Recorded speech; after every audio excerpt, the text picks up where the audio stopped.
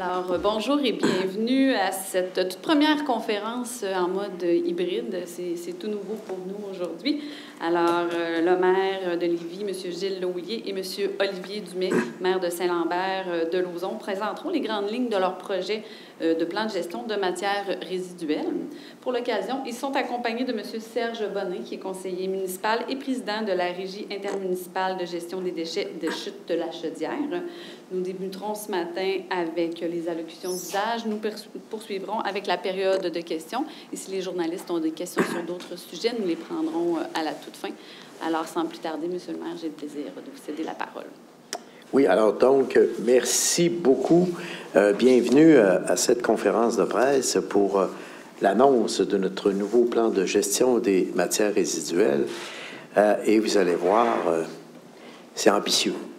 C'est un magnifique plan dont nous sommes très fiers, les villes de Lévis et de Saint-Lambert. Puis je voudrais, en passant aussi, souligner la présence donc de M. Olivier Dumais. Merci beaucoup d'être là, Monsieur le maire de Saint-Lambert, et de notre président donc du comité de gestion des matières résiduelles et en même temps président de la Régie intermunicipale de gestion des déchets, M. Serge Bonnet. Merci beaucoup, M. Bonnet, d'être là. Merci. Je profite aussi de l'occasion pour saluer un membre de la commission, de cette nouvelle commission sur la gestion des matières résiduelles qu'on a créée, M. Steve Dorval. Merci beaucoup, M. Dorval, d'être là. Je voudrais aussi, féliciter tous les membres de l'équipe de la direction de l'environnement ici, qui font un travail exceptionnel. Évidemment, M. Jean-Claude Belzile, qui est le grand patron, et qui est ici avec nous. Il y a Doris Dumas, qui est également présente, M. Christian Paré. Alors, je voudrais, en passant, les féliciter pour le magnifique travail. Alors, vous voyez ce que vous allez retrouver sur le site Internet, parce que là, en plus, je vais vous indiquer qu'on a, et ça c'est intéressant, on a aussi la présence d'Écolivre dans la salle. Et Écolivre fait partie de la solution de ce qu'on va annoncer tout à l'heure. Alors, c'est une partie importante de cette solution-là, parce que Écolivre font beaucoup de récupération, de restauration au niveau des livres. Et nous avons la présence de Mme Caroline Galland et de M. Philippe Chauvette. Est-ce qu'il y a d'autres organismes présents ce matin? Non, ça va, mais on a aussi d'autres organismes comme la ressourcerie, Société Via.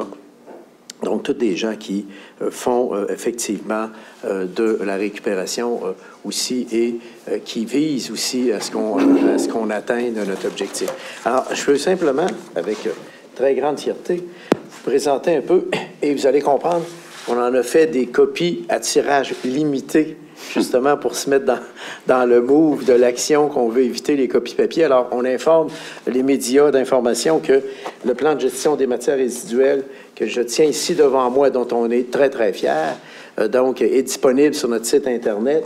Et vous avez, il est accompagné d'un magnifique portrait diagnostique. Donc, tout ce qu'on a fait jusqu'à maintenant, le diagnostic qui est très complet, très bien fait, ça a été regardé aussi par notre commission. Alors, donc, je voudrais féliciter et vous allez trouver également le plan de gestion des matières résiduelles, un sommaire également qui accompagne les deux documents de base. Alors, voilà, c'est ce qui compose donc les ingrédients de cette rencontre d'aujourd'hui. Et je voudrais, sans plus tarder, vous dire que dans le cadre du nouveau plan de gestion des matières résiduelles, qui sera bien sûr soumis à la consultation publique, mon collègue, M. Bonnet, aura l'occasion de vous parler un petit peu plus des contenus, des plans d'action, de ce qu'il contient. Mais sachez une chose, c'est que Lévis et Saint-Lambert de Lauzon, nous sommes déterminés à prendre le virage zéro déchet. Et ça, je pense que c'est intéressant que deux municipalités qui travaillent déjà ensemble au niveau de la Régie intermunicipale de gestion des déchets vont faire front commun pour vraiment entreprendre dans nos milieux de vie, avec l'aide de nos organismes aussi, en passant, donc avec l'aide et l'appui de nos organismes, donc entreprendre ce virage qui va demander, bien sûr, une pédagogie, une présence dans nos milieux de vie, et on va le faire conjointement, les deux municipalités ensemble. Alors, on adopte aujourd'hui, je pense, notre plus ambitieux projet de plan de gestion des matières résiduelles, qui est de tendre vers le zéro déchet, en ouvrant ainsi la voie à un mode de vie avant-gardiste qui vise à éliminer à la source les matières résiduelles générées sur nos territoires. Donc, en 2020, on a quand même des acquis intéressants, puisque sur le territoire de Lévis seulement, la population, les commerces, les institutions et les industries ont globalement généré moins de déchets, moins de matières recyclables, mais plus de matières compostables. Les citoyens ont aussi acheminé plus de matière à l'éco-centre. Nos comportements de consommation se modifient, ce qui a été, somme toute, positif sur la diminution de la production des déchets. La quantité des déchets générés ne cesse de diminuer depuis 2010, malgré la forte croissance démographique à Lévis. En 2019-2020, ça a diminué de 100 kg. Alors, ça vous donne une idée quand même que malgré la démographie, puis je vous donne juste un exemple, dans les 2 dernières années, 2000 nouveaux citoyens chaque année se sont ajoutés à la ville de Lévis. Alors, malgré ça, nos tonnages diminuent. Et ça, c'est intéressant. En moins de 10 ans, la quantité de déchets générés par habitant a donc diminué de 100 kg. Le taux de génération des déchets, tous secteurs confondus, se situe, on est actuellement là, dans la génération de déchets, on est à 380 kg par personne en 2020, puis l'objectif provincial, c'est 525. Alors là, vous allez me dire, ouais, mais étant donné l'objectif provincial, pourquoi vous vous arrêtez pas là? Hein? On pourrait se dire, ben, dormons sur nos lauriers, parce qu'on est les deuxièmes, dans les 10 grandes villes, on est les deuxièmes meilleurs. Mais nous, on se dit, et on le constate, là, si on fait rien, et si on se dit, hey, OK, garde, on surfe sa vague, bien, premièrement, le maire de Saint-Lambert ne sera pas trop content parce qu'on va envoyer de plus en plus de déchets à l'enfouissement, n'est-ce pas? Alors, donc, mais en même temps, donc, on se dit, on sent qu'on est comme sur un plateau, hein? Et qu'on a des gains à faire. M. Bonnet va vous en parler tout à l'heure. Et ces gains-là, il faut vraiment qu'on les fasse. Puis le territoire de Saint-Lambert, le taux de génération est à 433 kg, ce qui est quand même aussi assez exceptionnel en regard de la norme provinciale de 525. Mais là, en unissant nos efforts ensemble, on va aller encore plus loin pour l'élimination des déchets à la source. J'étais avec ma conjointe en fin de semaine, et juste les contenants. Je disais à ma conjointe, c'est incroyable, on remplit presque la moitié d'un bac juste en contenant inutile. À un moment donné, on a acheté un produit qui est enveloppé dans le plastique. Là, mon ami, même avec les ciseaux, on n'est même pas capable de couper ces contenants-là, tu sais, pour aller chercher le produit qu'on a besoin. Tu sais, ça vous donne une idée. Et ça, je me dis, mais pourquoi avoir emballé ça? Tu sais, au fond, là, c'est ça la question qu'il faut se poser, parce que quand on était jeune, qu'on allait à la quincaillerie, bien, les clous, on achetait ça à la livre, mon ami, puis c'était en vrac. Hein? Mais c'est vrai que ça marchait comme ça. Alors, donc, voilà. Alors, donc, il faudrait peut-être qu'on regarde tout ça de ce côté-là. Et pour nous, à Lévis en particulier, ce qui a été intéressant, c'est qu'on a récupéré 17 167 tonnes de matière compostable en 2020. C'est la plus grande quantité annuelle de matière compostable récupérée depuis l'implantation de la collecte du bac brun. Donc, il ne faut pas oublier qu'avec 115 kg de matière compostable, on produit 60 kg de compost. C'est de l'or brun pour nous autres. L'autre élément aussi qu'on va faire valoir auprès de la population pour tendre vers le déchet zéro, puis éliminer le plus de déchets à la source, que nous coûte la gestion des déchets lorsqu'on envoie tout à l'incinérateur? 110 $ la tonne. C'est bien ça? On est à peu près à 70 $ la tonne pour les matières recyclables, puis on est à 60 $ la tonne pour le compostage. Alors là, il y a des gains substantiels à faire aussi financièrement. Et c'est ces gains-là qu'on va vouloir aussi aller chercher, donc, pour investir par la suite dans la qualité de vie et dans l'environnement. C'est ça qui devient intéressant. Donc, faire en sorte que plus on va faire des efforts collectifs vers le virage zéro, plus on va pouvoir utiliser donc les revenus ainsi épargnés, alors donc vers l'amélioration de la qualité de vie et de l'environnement. Par exemple, les boisés d'intérêt, la protection des arbres, etc. Alors, c'est ça pour nous qui devient drôlement intéressant. Nous, depuis 2017, on a adhéré au zéro déchet du Conseil canadien du zéro déchet et ça fait partie maintenant de nos valeurs corporatives à la Ville. Mais là, ce qu'il va falloir faire, c'est de passer à l'autre étape, qui est l'étape collective. Hein, il va falloir donc passer à cette étape-là. Mais on part avec quelque chose d'intéressant parce qu'il y a une cinquantaine de familles lévisiennes au cours des dernières années qui ont bénéficié d'un accompagnement personnalisé pour expérimenter le zéro déchet. On s'est dit, on va demander à des familles, essayez de faire le zéro déchet. Le zéro déchet, bien, qu'est-ce que ça comprend? C'est la plupart des déchets, sauf, par exemple, les couches jetables, les coquilles d'œufs, je pense que c'est pas récupérable, m'a-t-on dit, et quelques éléments comme ça. Mais tout le reste est récupérable. Donc, ça veut dire qu'on a encore des efforts incroyables à faire. Donc, en 2018, on s'est vu aussi décerner le prix du défi municipalité dans le cadre de la Semaine québécoise de la réduction des déchets. Et notre plan de gestion, déposé aujourd'hui, démontre l'intention unanime des deux conseils municipaux de Saint-Lambert et de Lévis d'aller de l'avant vers le zéro déchet. Alors donc, pour ce faire, nous avons annoncé aussi en décembre dernier la création d'un fonds vert qui va être doté d'une enveloppe minimale d'1 million de dollars. Dans cette enveloppe, il y aura une part, le comité va travailler là-dessus, là, il y aura une part qui sera consacrée à venir épauler toutes les actions qui vont être entreprises sur le terrain. Et ce matin, en comité plénier, je voudrais remercier le maire de Saint-Lambert. On a convenu qu'on va travailler ça ensemble. Et que Lévis et Saint-Lambert, vous allez voir apparaître une promotion ou de la publicité où les deux municipalités vont être intégrées ensemble pour donc sensibiliser, faire en sorte qu'on puisse adhérer collectivement au zéro déchet. Alors donc, voilà les ingrédients. Tout en n'oubliant pas, puis je termine juste là-dessus, et je laisse la parole à M. Bonin qui va vous présenter un petit peu les détails de ce magnifique plan de gestion des matières résiduelles, mais tout en n'oubliant pas qu'on a une excellente performance, malgré tout. C'est vrai qu'on part de loin, mais malgré tout, c'est facile de bien performer quand on part de loin, n'est-ce pas? Alors donc, ça, il ne faut pas l'oublier non plus. Mais malgré tout, il y a quand même encore 75 % dans le sac de déchets là, traditionnels qu'on connaît, là, le sac vert. Là, ben, là il n'est plus vert. Aujourd'hui, on espère qu'on va éliminer le plastique une fois pour toutes.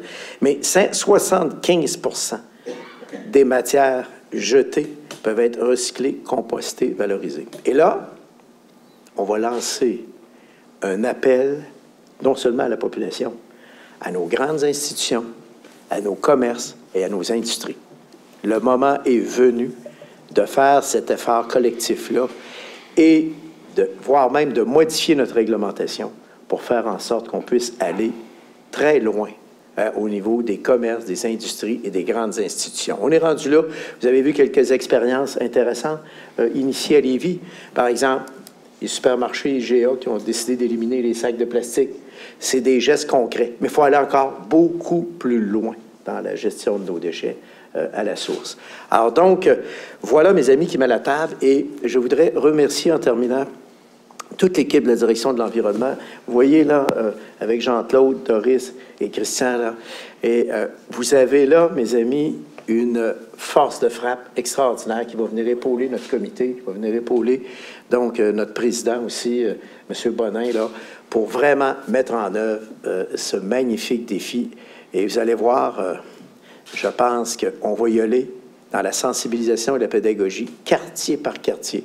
Et on devrait même avoir un volet d'implication de nos organismes communautaires dans cette pédagogie-là. On va essayer de voir là, comment on ne pourrait pas intégrer nos organismes communautaires, la ressourcerie, les co-livres, etc., dans cette pédagogie-là, montrer ce que vous faites davantage pour intéresser les gens, etc. Alors, on va profiter de ça là, pour mettre en évidence tous les bons coups aussi qui se font, mais pour lesquels, souvent, la population n'est pas suffisamment informée.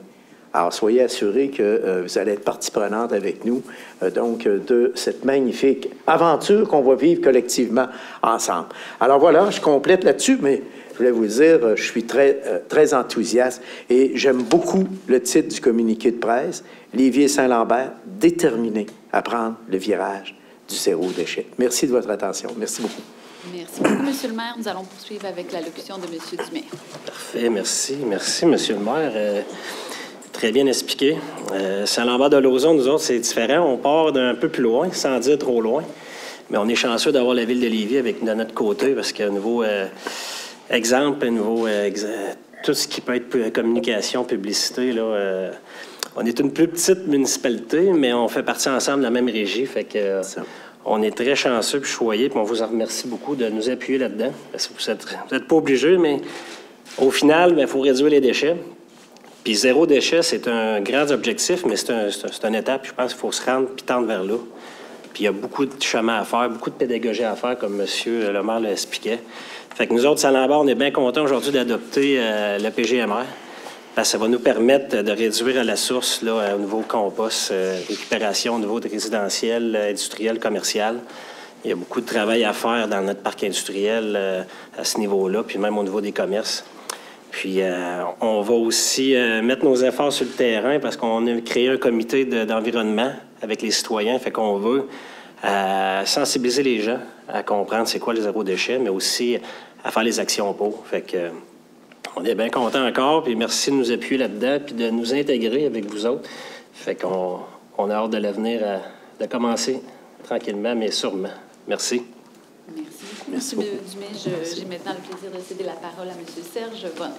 Merci, Monsieur le maire, et l'équipe de l'environnement qui est là, collègues, partenaires, journalistes. C'est vraiment un honneur pour moi. Je suis très fier de pouvoir vous partager un peu plus dans le détail. Bon, je n'irai pas dans les moindres détails, évidemment, là, mais les grands axes de gestion des matières résiduelles et quelques mesures phares sur lesquelles on va travailler en équipe. Merci d'abord, Monsieur le maire, de m'avoir fait confiance, de m'avoir nommé président du comité de gestion des matières résiduelles et président de la régie intermunicipale des déchets des Chutes de la Chaudière. Merci surtout à l'équipe qui a travaillé un bon bout de temps sur ce plan-là. Hein. C'est un exercice obligatoire, mais qui a toute son importance. Donc, je me permets de les nommer encore une fois, Jean-Claude Belzile, Christian Paré, Doris Dumas. Merci infiniment, puis merci à votre équipe. Merci à mes collègues qui sont sur le comité, donc Jeannot Demers, Steve Dorval, Karine Lavertu.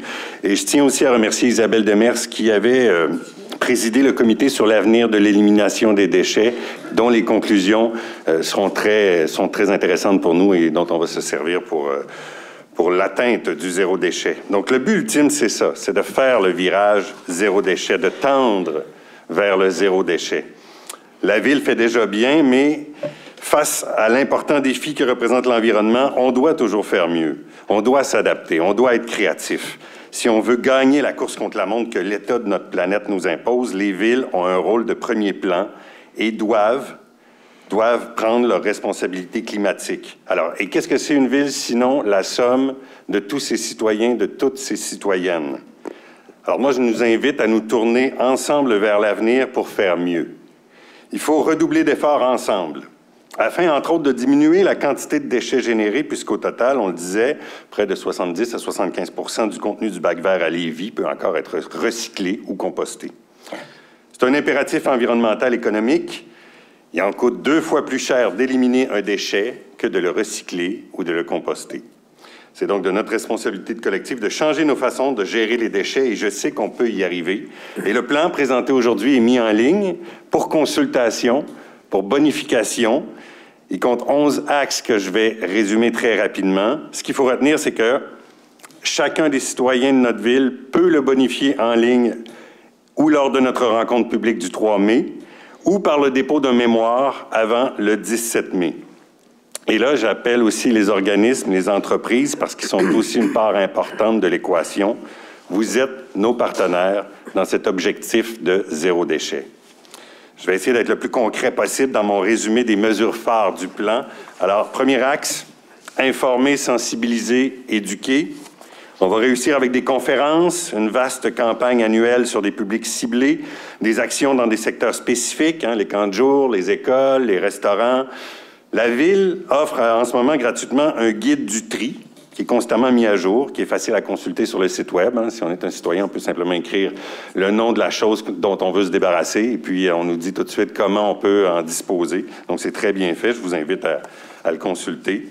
Évidemment, toutes les initiatives citoyennes qui font la promotion du zéro déchet vont être les bienvenues puis vont être encouragées. Deuxième axe, la réglementation. Il y a plusieurs façons de faire. On peut passer à une tarification incitative progressive pour les industries, commerces, institutions, bannir le plastique à usage unique. Il faut bien entendu suivre les gouvernements, les initiatives gouvernementales, rester proactif. Il faudra, dans certains cas, imposer le compostage, qui est bénéfique, entre autres, pour beaucoup de jardiniers. Il est possible de changer les normes de construction pour tout nouveau projet immobilier, résidentiel ou commercial afin de bien intégrer un système qui facilite la récupération ou le compostage. Donc, on a plusieurs options au niveau de la réglementation. On va suivre ça de près. Troisième axe, installation du traitement des matières résiduelles. Est-ce qu'on doit continuer à enfouir les déchets, les brûler à l'incinérateur? Est-ce qu'on pourrait faire autre chose, notamment récupérer l'énergie? Les technologies sont en évolution. Il faut regarder ce qui se fait ailleurs. Il est possible de faire autre chose qu'enfouir des résidus de construction, de rénovation, de démolition. On doit davantage axer sur la récupération. À l'ouest de la ville, on peut mieux desservir la population avec un écocentre mobile ou peut-être même un deuxième écocentre. Il faut regarder ça, il faut évaluer les coûts. Ça va être étudié. Axe 4, réduction, réemploi. On a des organismes importants à Lévis qui font ce travail-là. On en a nommé tout à l'heure, Écolivre, la ressourcerie, des femmes de cœur qui sont à la tête de ces deux organismes-là, qui travaillent pour le bien de la communauté. Il faut les appuyer. Il faut réseauter, il faut viser à ce que tout le monde travaille ensemble de façon plus efficace. Il faut aussi passer aux entreprises en événementiel. Quand il y a un événement, ils doivent être mieux sensibilisés à la réduction des déchets, au réemploi. On a un programme d'aide à l'achat de couches lavables. Il faut le reconduire. Puis, chose certaine, il y a un travail d'équipe, une synergie industrielle à construire pour que les entreprises travaillent ensemble à échanger leurs résidus selon les besoins de chacune d'entre elles. Cinquième axe, les matières recyclables. Il faut le faire partout, dans les immeubles à logement, dans les lieux publics, les établissements scolaires, de santé. On a aussi un défi au niveau des plastiques agricoles industriels, leur revalorisation. Axe 6, le compostage. Dans les multilogements, ça c'est un gros défi, pas seulement les constructions neuves. Là, dans tous les multilogements, il reste beaucoup de travail à faire pour rendre accessible le compost. Les industries, commerces, institutions doivent favoriser l'adoption de ce troisième bac. Il reste encore à se questionner à savoir si nous en avons assez d'installations dans les lieux publics. Si notre méthode de collecte est optimale, comment mieux récupérer les résidus verts des travaux publics? Axe 7, résidus de construction, rénovation, démolition, les CRD. Une table de concertation des acteurs du secteur de la CRD. Il faut rendre aussi dynamique que possible cette table-là. Un chantier vert de l'usine Gilmore, une déconstruction où presque tout a été récupéré. Alors, toujours dans l'idée de s'inspirer des meilleures pratiques un peu partout au Québec, on peut en prendre exemple, puis créer une marche à suivre, un outil pour ceux qui désirent en faire plus. Parce que quand on peut penser aussi au patrimoine, quand on doit disposer d'une maison patrimoniale, bien souvent les matériaux sont nobles, sont particuliers, on peut les récupérer, donc on doit faire des efforts dans ce sens-là. Axe 8, j'y vais rapidement, on a les résidus domestiques dangereux, les RDD, les galons de peinture, les bidons d'essence, il faut mieux les récupérer, peut-être avec un écocentre mobile. Il y a aussi les produits visés par la responsabilité élargie des producteurs, REP. Ça, c'est quand une entreprise met sur le marché un produit, elle est responsable de sa gestion de fin de vie. Donc, il faut bonifier le travail des gestionnaires de programmes, participer à des projets pilotes, mieux connaître les points de dépôt sur le territoire. Axe 9, on parle d'améliorer la collecte avec la surveillance continue des opérations, l'optimisation de la fréquence des collectes, favoriser la collecte des matières compostables. 10, la ville doit être le premier modèle du zéro déchet, donc il faut l'intégrer dans la politique environnementale, c'est ce qu'on est en train de faire. S'assurer que le compost et le recyclage sont accessibles partout dans les parcs, les installations, les espaces publics de la ville. Les citoyens emboîtent déjà pas mal le pas, mais les installations, il faut leur donner un coup de main, il faut leur donner un petit coup de pouce supplémentaire. Il faut rester actif dans les conseils, les organismes, les associations à grande échelle, au niveau régional, national, international. On doit s'inspirer de ce qui se fait ailleurs dans le monde, car dans plusieurs villes, peu importe le pays, les défis sont les mêmes pour la gestion des déchets. Puis finalement, il faut faire le suivi, mesurer nos résultats, rester en amélioration continue. Alors vous voyez, c'est un gros programme, il y a quand même beaucoup de pages, c'est assez épais et ambitieux, mais c'est sur plusieurs années. Puis c'est un programme auquel tout le monde doit participer. Donc, il ne faut pas avoir peur de s'y mettre. Alors, la parole maintenant, elle est à vous. Aidez-nous à le bonifier. Aidez-nous à le mettre en action. On peut tous être des ambassadeurs pour s'approcher le plus possible du zéro déchet. Et ce qui est important, c'est d'agir maintenant. Nous, on tend la main aux organismes, aux entreprises, aux citoyens du territoire pour les accompagner dans cette transition de gestion des matières résiduelles. Aidez-nous à vous aider. Et chose certaine, à titre de président, je pousserai pour qu'on soit audacieux. Je vais faire la promotion des façons de faire qui sont axées sur la réalité des entreprises et des citoyens, toujours dans une optique de responsabilité environnementale et d'efficience économique. Alors, on a hâte de relever les défis qui se présentent à nous. Merci encore une fois aux employés dévoués de la Ville qui s'appliquent à ce que la Ville fasse toujours mieux qu'hier, et ce, dès aujourd'hui. Merci. Merci beaucoup, M. Bonin. Nous allons maintenant procéder à la période de questions. Pour les journalistes à la maison, je vais vous demander de lever votre main. Pour les journalistes dans la salle, on a un micro ici sur le côté. Donc, je vais vous nommer là, lorsque vous aurez les mains levées. On va commencer par les questions concernant le sujet du jour. Donc, allez-y, on a un journaliste dans la salle. Merci. Donc, en lien avec le nouveau PGMR, est-ce que la collecte des déchets d'été, ça reste aux semaines ou aux 2 semaines? C'est-à-dire que je pense que lors des 60 jours de consultation, il appartiendra aux gens de s'exprimer. Mais je pense que le fait qu'on tende vers le zéro déchet, l'orientation qui semble être celle du comité, je vais laisser M. Bonin répondre à la question, mais on s'enligne davantage vers une collecte aux 15 jours, je crois. Mais on verra ce que les consultations vont donner. Mais c'est sûr que si on va atteindre le zéro déchet, il faut faire des efforts collectifs. Alors, M. Bonin, peut-être en complément? Oui, bien, c'est ça. On est en train de réfléchir à la question, mais il faut faire des efforts. Il faut aller vers moins de déchets. Et le problème de la collecte aux 2 semaines, en fait, à la semaine l'été, évidemment, c'est parce que souvent, les choses qui doivent aller au compost ou au recyclage ne sont pas à la bonne place. Donc, il faut vraiment faire beaucoup d'éducation, de sensibilisation pour que les gens sachent ce qui ne doit pas aller dans la poubelle comme telle. Et à ce moment-là, on continue la collecte aux semaines pour le compostage, évidemment. Là. Donc, il ne devrait pas y avoir de problème de ce côté-là. Ben, je pense qu'on s'en va vers une recommandation en ce sens-là, oui. Puis, autre question. Vous avez parlé d'éco-centre dans l'Ouest, un projet qui est discuté là, depuis plusieurs années. Est-ce que c'est une intention de l'administration municipale d'aller de l'avant avec ce projet-là bientôt? Bien, on va voir les analyses qui vont être faites par notre comité, parce que ça fait partie des orientations du plan. Actuellement, sur le territoire de Lévis, juste pour le rappeler pour les médias en même temps, on a un incinérateur de déchets, un lieu d'enfouissement. On a 2 éco-centres, un à Lévis, un à Saint-Lambert, n'est-ce pas? On a un centre de tri de matières recyclables. Et si on ajoute avec ça aussi notre centre de valorisation de la biomasse, donc c'est le centre de compostage, les 2 municipalités vont en faire avec ce centre de compostage-là. Et le compostage, souvent, est retourné en vrac aux citoyens. Donc, on peut s'en procurer dans nos centres, dans nos centres de tri, oui, dans nos éco-centres, c'est-à-dire. Alors donc, il est clair pour nous que c'est dans les cartons. Maintenant, de quelle façon le comité va-t-il travailler ça? Ben, c'est ça qu'on va regarder. Puis on va prendre les recommandations au fur et à mesure. Parce que là, vous êtes plus dans le fine-tuning de la réalisation. Mais c'est dans les cartons, n'est-ce pas, de regarder ce scénario-là sérieusement. Alors donc, je ne sais pas, M. Bonin, s'il y avait quelque chose à ajouter ou si vous en avez déjà discuté à votre comité. Mais bien, c'est sûr que ça fait partie du plan des objectifs. Il va falloir évaluer les coûts, évidemment, puis voir quand est-ce qu'on peut l'entrer dans le programme triennal d'immobilisation. Mais c'est pas exclu. C'est absolument pas exclu. Parfait. Merci beaucoup, messieurs. Merci. Merci beaucoup, M. Deschênes. Je vois qu'à la maison, les gens ont peut-être perdu le signal. Est-ce que la technique peut me confirmer si ça va bien? C'est parfait. On va voir. Je vois encore les gens. Donc, est-ce qu'il y a d'autres questions pour les gens à la maison? Je ne vois pas de main levée pour le moment. Donc, on va procéder aux questions, aux autres questions. Est-ce qu'il y a d'autres questions? J'invite les journalistes à lever la main à la maison. Est-ce que ça va bien pour le signal? Ça ne sera pas bien long.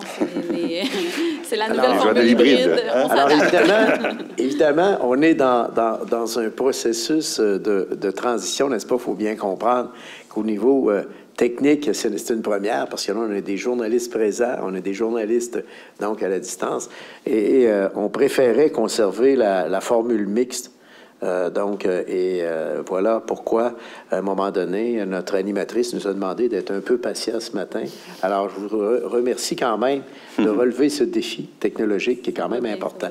Alors, voilà. Donc, l'image semble gelée, mais je pense ils nous entendent quand même. Monsieur Lavallée du Journal de Québec, est-ce que vous aviez une question?